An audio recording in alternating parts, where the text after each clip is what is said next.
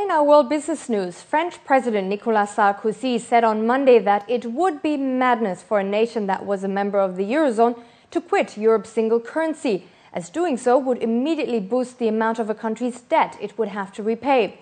He told a news conference that France remained committed to defending the euro and assisting Greece, which is on the verge of presenting an austerity package to rein in its huge deficit and cut its debt mountain.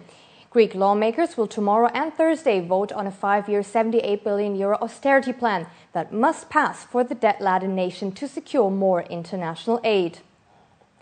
To talk about this issue further, we're now joined by Tim Fox, Head of Research and Chief Economist at Emirates MBD. Welcome, Tim.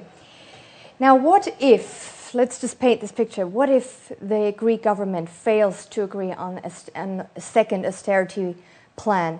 Doesn't that make a default inevitable? Well, I think it's almost inevitable anyway that Greece is likely to default at some stage in coming months.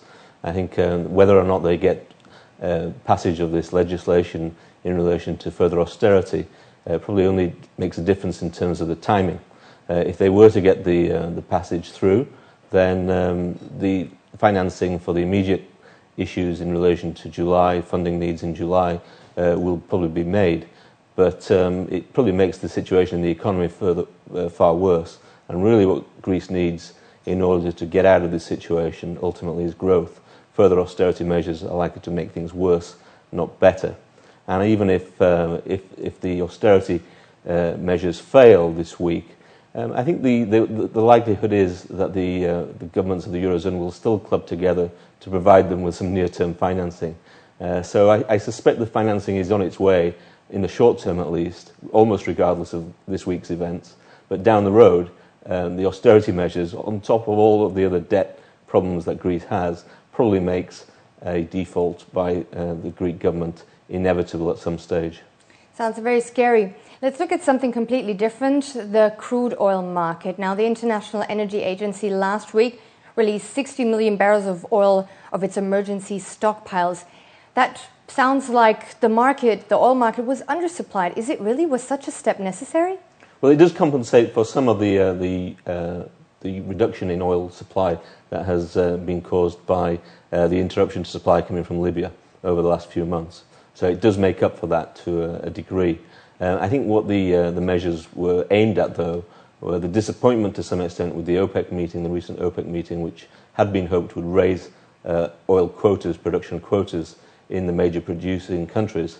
And I think at a time, particularly when upward pressure on prices of petrol and fuel are generally quite high during the summer months, I think the authorities in the US wanted to send a message that they were dissatisfied with that outcome at the OPEC meeting and wanted to also probably strike a blow against speculators who have been pushing the price of oil higher as well. And I think in some respects, even though it probably doesn't make a huge amount of difference in terms of the demand and supply dynamics of the oil market, it certainly had a consequence in terms of the short-term oil price pressures and probably burnt a few fingers in the process. Thanks for coming in today. Thanks for your insights. Thank you. And now to our other top stories. Britain and China have unveiled a series of deals worth £1.4 billion, that's $2.3 billion, during a 3-day visit by Chinese Premier Wen Jiabao to the UK. Prime Minister David Cameron said China now exports more in a week than it did in an entire year 3 decades ago. The export giant accounts for a third of the world's growth over the past 5 years. Meanwhile, UK exports of goods to China have increased by a fifth in the past 6 months, and there's more to come. We are confident about meeting the goal of raising bilateral trade to $100 billion by 2015. Trade with China is a huge opportunity for the United Kingdom, and we have a lot to offer China too. As our economies become increasingly complementary, the UK has the goods and services, the experiences and the skills to match China's ambition to move up the value chain. India's Federal Law and Justice Minister Veerappa Moily said that the new land acquisition bill will be in the interest of the farmers whose lands were in the past acquired illegally or by force. Moily said that the new land acquisition bill will support all those farmers whose lands were allotted to India's automaker Tata Motors by the former state government for building an automobile manufacturing unit in Singapore.